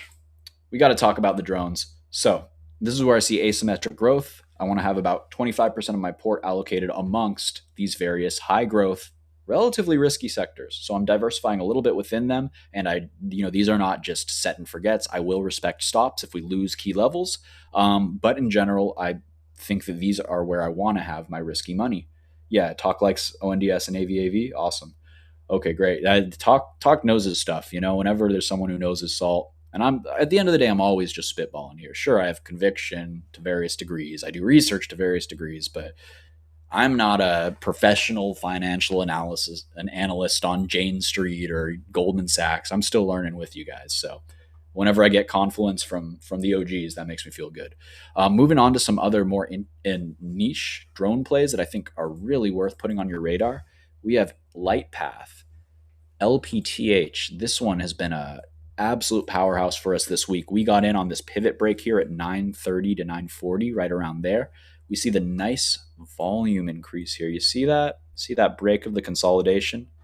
So I love when you have this the confluence there of you have the break of the downtrend line, break of the range, and you also have that break of the downtrend line on volume. So we have cohesion, we have unity between volume or effort and price action or result, right? So they tried to push it, and they did. What more can you want, right? Look, this is them trying to push it, and then this is the sell volume where they couldn't keep the move going. And now it's just accumulation, accumulation, accumulation, and then volume falls off after we peak. Now the next big volume spike is showing that we want to go higher. So I love the look of this one. At this point, it's a chase. You could look to get involved off of the previous high. If we get back down there to 1059, you could look to get involved in this imbalance right here as well, 1085 to this. You could just wait for a few weeks. It might go way higher and then come back down as these moving averages catch up. But regardless, these are very interesting. So LPTH, it's a speculative small cap. They focus on optical components for defense, so sensors, that kind of thing. And you also have Coda. So these guys are going to be sonar components for like submarines and stuff. And this is another chart that I just think looks so darn good. From the little bit of fundamental analysis I've done so far, this is a very compelling name in a relatively niche sector that I feel like most people aren't really aware of. But just you see all of these, this is another commonality on the charts I'm looking at. Just the big bars in volume are green. People are buying. Overall, they're buying. And I'm seeing the same thing, just this big ramp up here. I think in a couple of years, this whole price action will just be the base and this thing will be trading. Who knows? So, really good look there. Talk saying, I try to listen more than I talk, which seems amazing. Yeah, I'm in the unfortunate position of it's my job to talk, but I know that I should be listening. So so I'll try to stay humble even though they keep paying me to open my mouth for some reason. Um yeah, I love the Coda. Another one here is MRCY, Mercury. These guys are another of the kind of, just like I'm looking for kind of supply chain stuff for the chips and the AI. I'm looking for these names like Mercury that do a lot of sensors, optical like technology, like little components that drones are going to need. So if kind of picks and shovels in that regard. So these are defense electronics. And then we've got my two kind of pillars, I would call them, of my robotics and automation play or allocation basket. First, we have Sim. And I will be honest, I need to do more fundamental research on this because I'm worried that I'm not fully understanding the bear case. Because it seems like I need to reevaluate their concentration or like how much of their business depends on their Walmart contract, how growth oriented they are outside of that, and kind of some projections for if things don't go super well, I guess. I'm just a little bit hazy on the fundamentals of this one, but I recognized 55 to 58 as like a good area. So I took a little stab there, a little nibble, and it is working. So I'm strongly considering like selling some of this on Monday just because it's up and I don't feel super confident in it. But long term, I do think that this chart looks very good. What I might switch this SYM with is VPG, Vishay Precision Group. And this is, again, another common theme. These guys are going to be doing a lot of sensors and a lot of components for any type of like robot dude, like any kind of like Boston, what is it? Boston Mechanics, or like any of the deer looking things, dog looking things, the future, human esque. What are those called? Hominoid robotics. These guys are going to be a big player in any of those. So again, long base here. This is a weekly chart. I think that this thing goes much higher. It's just hanging out up here, but I think that this one's probably potentially a better picks and shovels play than SYM. I would say the biggest pillar for me, and if I'm not sure on the Vishay here, I might just dump the 2% allocation in SIM just directly into ISRG, because man, I'm just so bullish on the chart, on the what they do. They're basically they're medical robotics. So they're like the things that go in and do like surgery. They can like sew up a grape or whatever, like that wild stuff.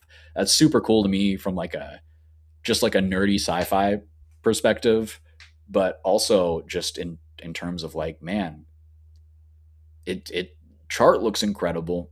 I don't see that being any less relevant going forward here.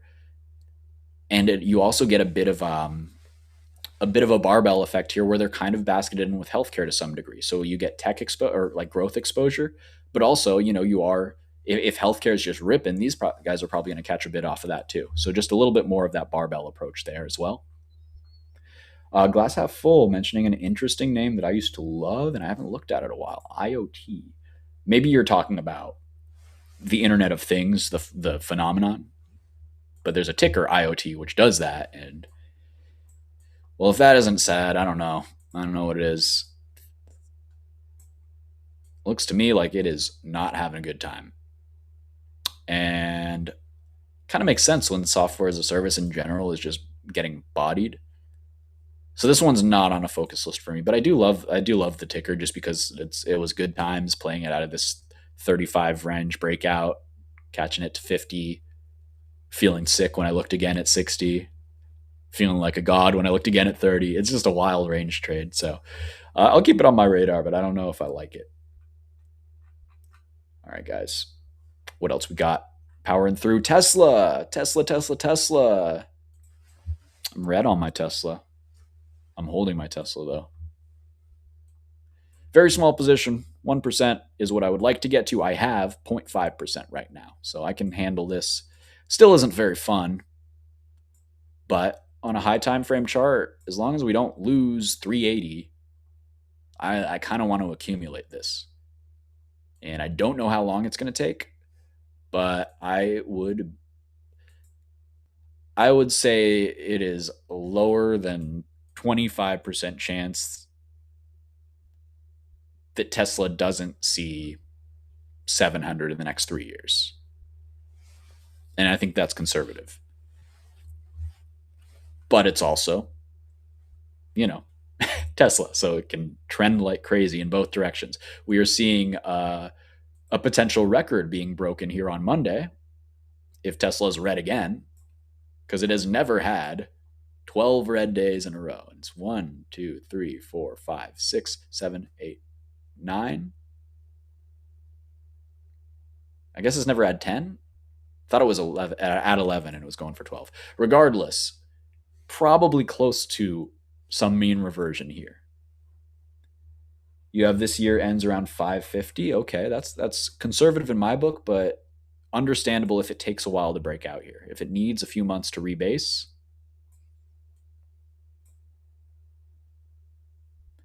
to me 550 is like where it goes to decide whether we're really partying or not. Like it could go to 550 and just reject back for another year or two.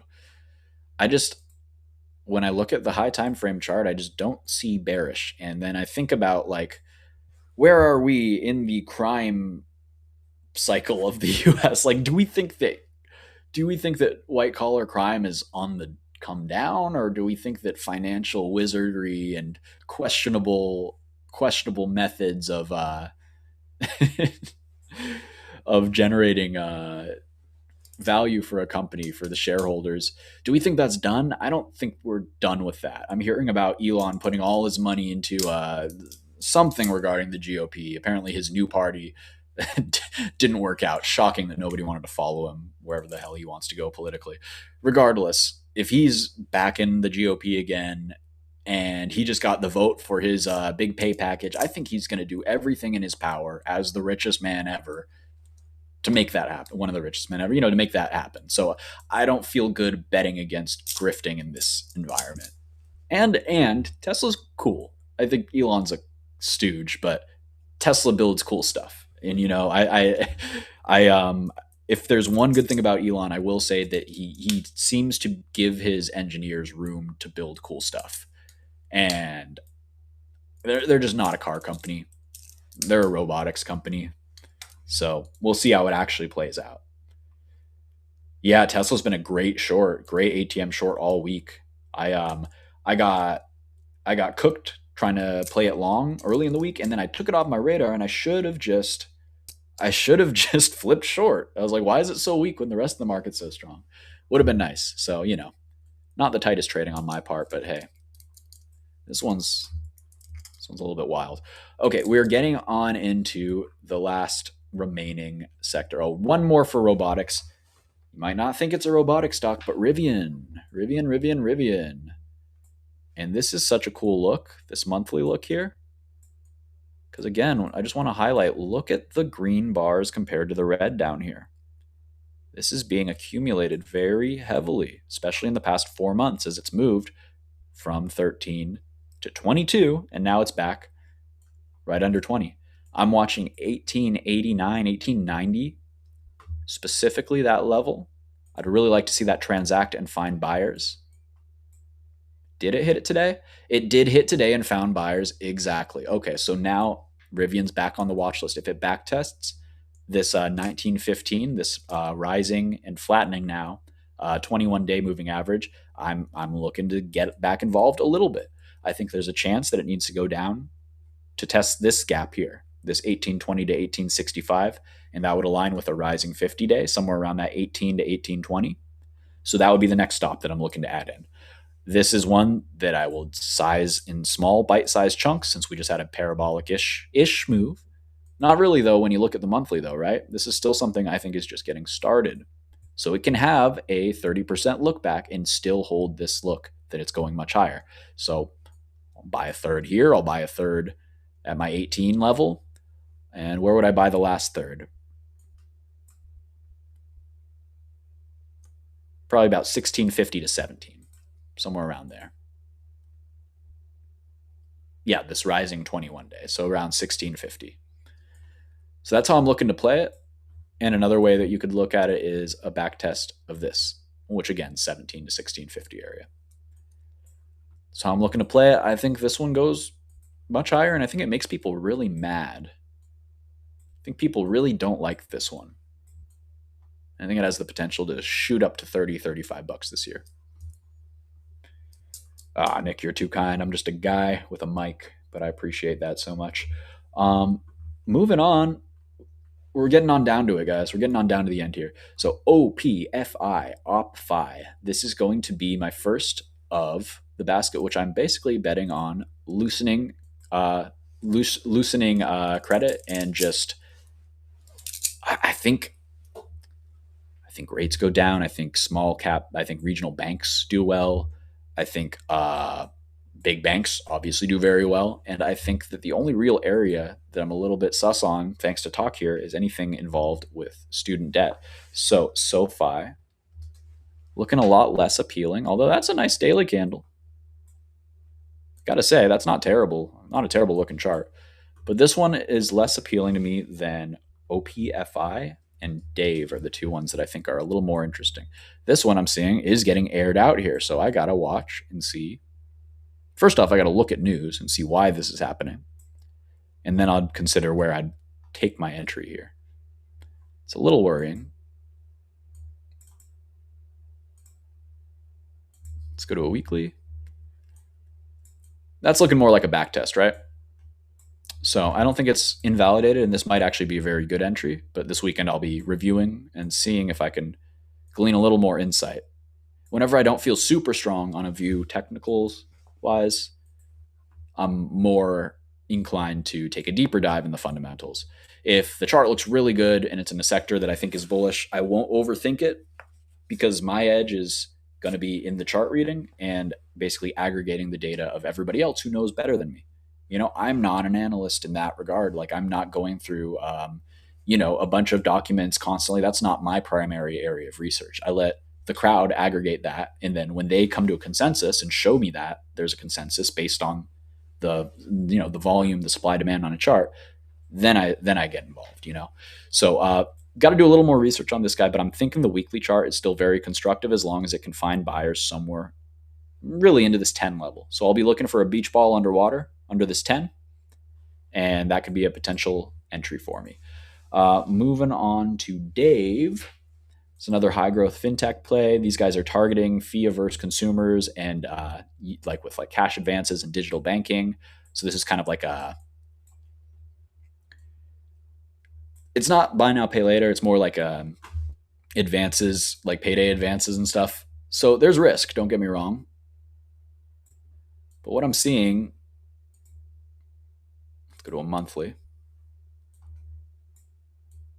Pretty aggressive high and tight flag here. So as long as this rising 9 monthly average right at 200 holds, I think we can do the same thing. And just like 10 for OPFI, under 200 here, we want to see a beach ball underwater. We might not get that far. It might be just back testing this imbalance. Doesn't even need to get back to this base break imbalance. And now it's already back up over its moving averages. So I like these names long term, but size smaller. Size smaller than like the high conviction plays. I think they do provide a little bit of a nice ballast to the other baskets, but definitely will get aired out if the whole market does too. So NU is probably my highest conviction pick in the space. Like I said, I was looking at AVAL as well. That is going to be more of a traditional Latin American bank serving as a direct hedge against dollar devaluation and regional economic growth. And it's a regional economic growth play, I should say. So let's see. Did I miss any here? Don't think so. Oh, CFR. This is my favorite of the charts for regional banks. This one, from my very cursory research, is a relatively high quality one compared to like some of the worse looking ones. And this chart is just looking incredible to me. This weekly consolidation is just the prettiest dang thing. Could draw it like that over the bodies, let these wicks be the fake outs, and then you got that wick testing right there. You could draw from wick to wick and you have more room. That could be an intermediate target. But in general, what I'm seeing is big consolidation. We've got these flattening moving averages. You can call this a cup and a handle if you want. In general, I think that conditions should be improving for regional banks. And I think this is a better chart than a lot of them here. Better chart than KRE at least. But that's another way to play. You can just play the index. And hey, maybe that was the breakdown that we needed. The little slide into this 50-day. So really the test will be at 67. You see that massive volume shelf there. But once we break through 67, this thing should rip. Let's see. What is my main stock to trade next week? That's a great question. It's a hard question. Let's see. If I had to pick one stock, it's really tough. I gotta stick with my boy Ondas, ONDS. I think I gotta stick with it. I'll pull that one up and show you why. And with the caveat that it is running hot. With the other caveat that if it is breaking out, it can run hot for another 100%, But to me, this is very, very appealing. Also, it might give lookbacks off of this previous area of resistance that we just broke out from. This kind of neckline here. And lo and behold, that's just under 10. So I love when a stock aligns with a key psychological level like that, where, oh, if we get a back test to a level that I'm interested in, it'll also just be back testing $10. Perfect. I love that. Let's see. Joe, what are you doing here? Go enjoy your birthday. Everybody give wish Joe a very happy birthday. One of uh one of the true gems of the scene here. Like I love a lot of traders, but a lot of them we have our so some of us are a little bit difficult in one way or another. Joe is the nicest, easiest going guy I've ever met, damn near. So give it up for him. Anyways, on to next week. I think ONDS is really where I want to be at. I want to stick with this. I held my options. I'll give you a few more though. I want you to keep on doing its thing and pushing up out of this pivot. So maybe 1 or 2 days consolidating and then a bigger move up. I want to see 20 pretty darn quick. So that is those are probably my two favorites here. I haven't really looked at anything short term. That's what I'm going to be doing when I go over the weekend Monday. Things on the weekend for Monday. As of now, I'm mostly in a more laid back Zen long term looking out months type view here. So for the day trades, let's say Tesla for a potential mean reversion bounce. I don't think it's going to go down forever. All right. There you go, Joe. Pre-gaming it. I love it. So yeah, I just I'm gonna watch Tesla. Got to watch UUU on the back test of this shelf. I like ONDS if it can keep going. I don't have anything super juicy for you, honestly, for Monday. So pop into my Discord and I'll have something for you Sunday evening then. But I need a little break. I need a little break, and I think this is a good time to just about wrap up here. So I'm going to just make sure that I'm not missing anything major that I want to talk about. We're going to go over the summary really quickly. Essentially, if AI growth accelerates, the 45% of my port that I'm looking to allocate into this tech and infrastructure of the AI is going to win, and it's going to drive the demand that's going to, squeeze the commodity side as well. So ideally they work together. If inflation reignites or god forbid a crisis hits, the commodity and precious metal side is going to probably outperform, and it's going to hedge to some degree, but still of course that's where I'll be relying on my cash, and I will be definitely looking to actively hedge with options, with puts, if it looks like we are positioned for a drawdown, but I don't want to just bail on my whole thesis of AI not being dead, that kind of thing. If we get stagflation, then both sides are positioned to perform, in my opinion. Not an expert, but I think that it's not a bad way to be positioned if we did encounter stagflation. So essentially, the commodities would do well for inflation, and if we're having growth, then you need that essential infrastructure as well. So we're really looking for where positioning leads us in the next couple weeks. At least that's how I'm kind of positioning, just like in the next couple weeks. I just want to see where the big money's going. If I see confluence between big flow, big dark pool prints, anything that indicates that institutions are loading on some of the stocks that I think are thematically viable for this year, then that's where I'll be looking to be taking those positions. Otherwise, I'm just waiting for really good entries on some of these guys that I'm not already in, and just riding the ones that I am in here. So that's just a peek into my head going into next year. This is going to change as the next month goes over. So definitely stay tuned. You can always find me at my Discord, and you can always find that pinned to my Twitter at Steve Tileman, SteveTeilmann. So you can find all of my stuff there. If you like the work I do, if you liked this presentation, this article, I do a lot more write-ups like that on my Substack. Or not technically, it's a WAP, but it's a paid service where I do newsletters, I do trade signals intraday, as well as these longer term position trades. So if that interests you, come on in and check it out. We're doing a 30% off sale into the end of the year. So we'll do it through this weekend. Definitely check that out if you like. But more importantly, the Discord's completely free. I just want to get traders in there, and it's about education and growing together. I'm still learning this whole time too. So join us there. Also, join us in the Trade the Pool Discord. I'm always in there too, because there's just good people doing good trading every single day, and it's really structured, more structured than mine. So there's some options for where to find me, where to find some good alpha. I hope you guys had a great year. I hope you guys had a great week. Hope you guys have a great weekend. But I'm gonna sign off here, and we'll do it again next week. So next week, check out Big Money Mitch and Michael Noss first thing in the morning, And then check me out Monday through Thursday for Power Hour. That's where to find me. All right, guys, I'll let you go. Thank you so much. I appreciate y'all.